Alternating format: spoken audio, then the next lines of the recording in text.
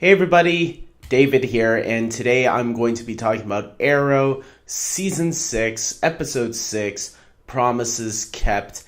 And let us begin with this episode. This takes place right after the last episode left off, where we now see Deathstroke, or Slade Wilson, confronting his son.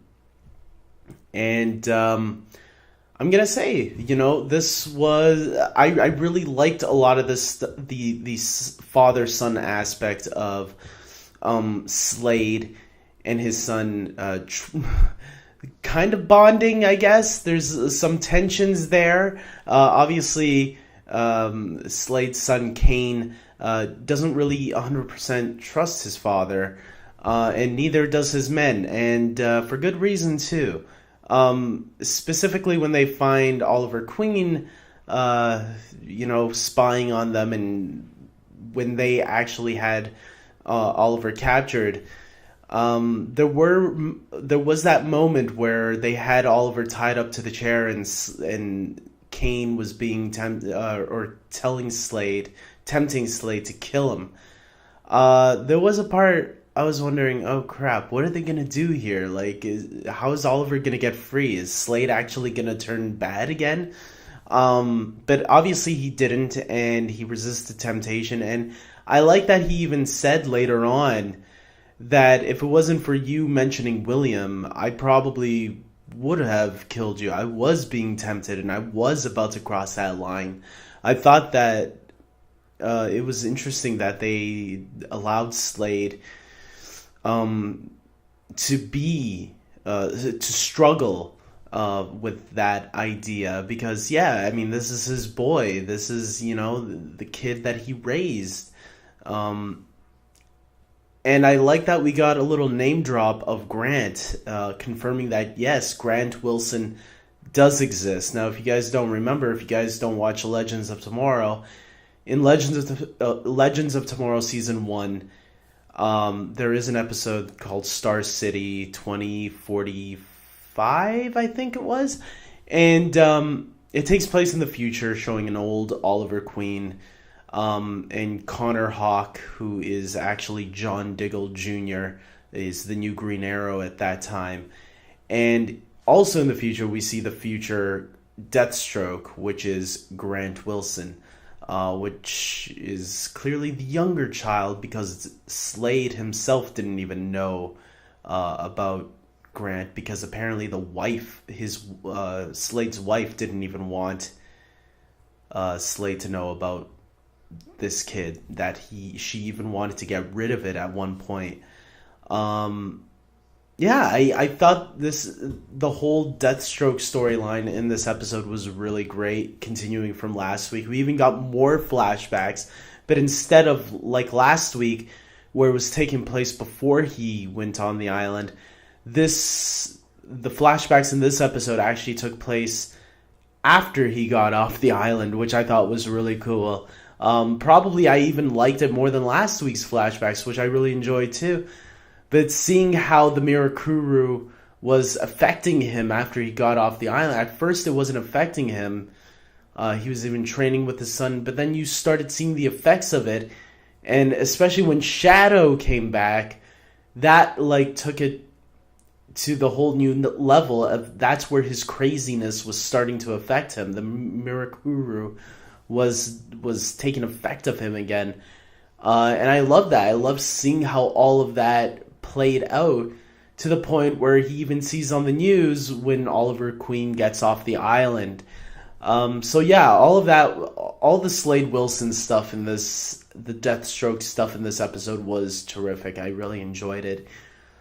And then I guess we get the B plot, which is Diggle struggling with his nerve damage.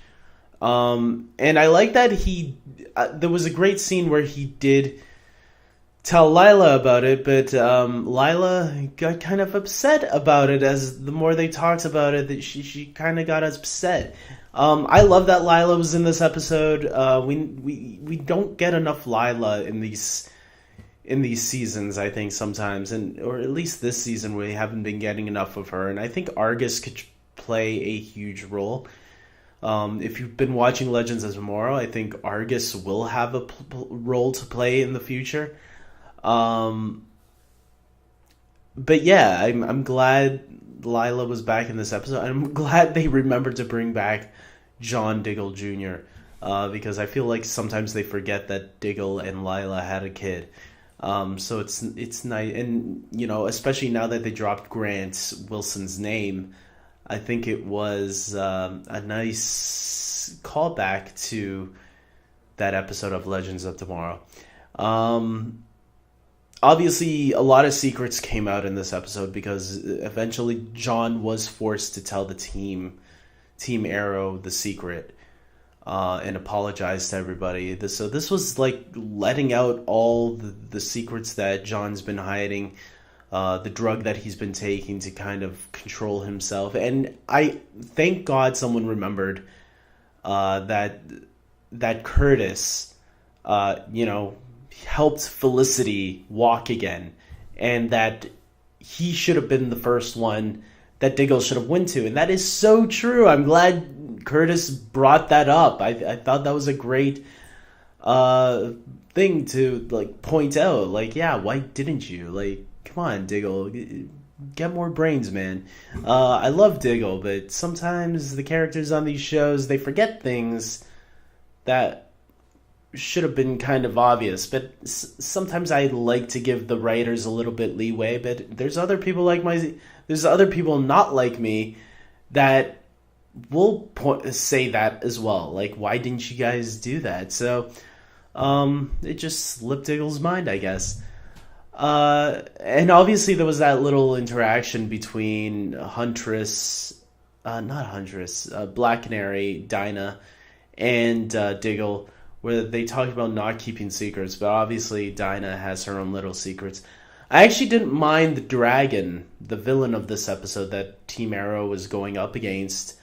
I seen that actor before, but it slips my mind right now. Where did I see that guy before? Because I thought he actually did a really good job in this episode. So I actually thought he was a good B villain, story villain.